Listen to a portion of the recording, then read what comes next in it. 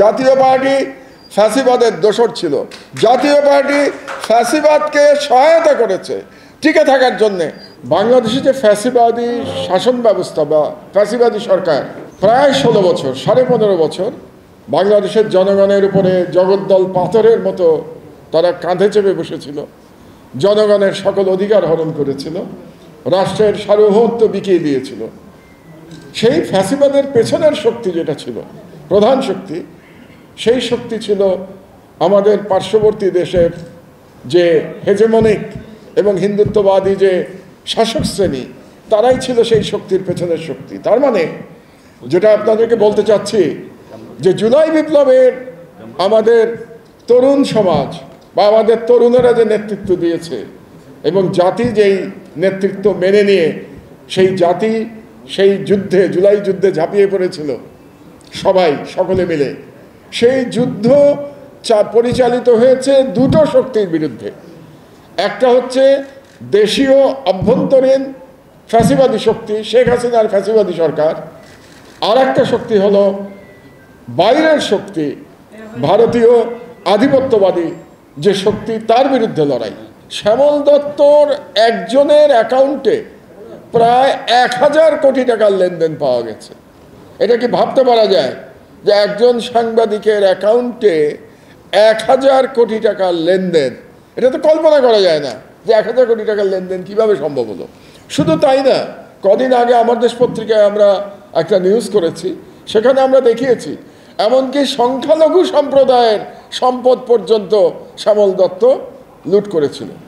তার মানে তাদের এতই অধপতন হয়েছিল যে সাংবাদিকতাকে ঢাল হিসেবে ব্যবহার করে তারা অ্যাকচুয়ালি তারা সম্পদ তৈরি করেছে অনৈতিকভাবে এবং সম্পদ তৈরি করেছে দুর্নীতির মাধ্যমে।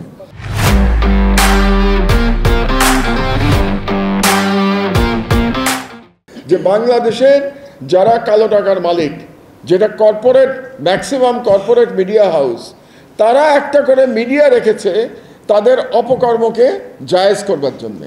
তারা মনে করেছে যে মিডিয়া থাকলে পরে আমার অপকর্মটাকে আমি জায়েজ করতে পারবো।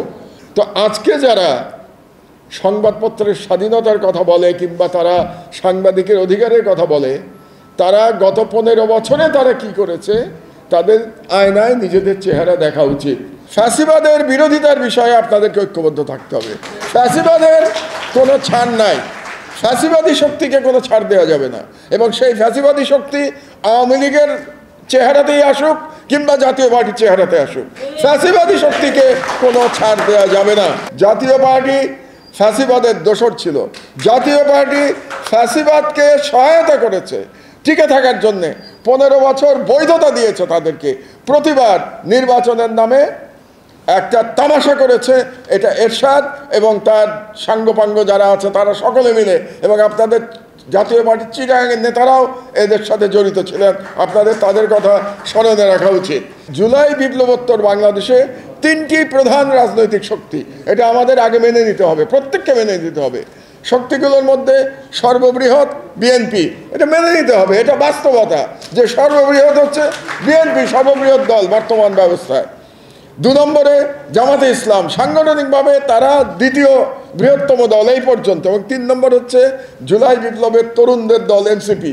এই 3টা হচ্ছে প্রধান শক্তি, প্রধান রাজনৈতিক শক্তি, এবং 3টাকেই আমি দেশপ্রেমিক শক্তি বলে মনে করি। ভারতীয় সাম্রাজ্যবাদের বিরুদ্ধে, ভারতীয় হেজেমনের বিরুদ্ধে আপনাদের ঐক্যবদ্ধ থাকতে হবে। ভারতীয় সাম্রাজ্যবাদকে কোনো ছাড় দেওয়া যাবে না।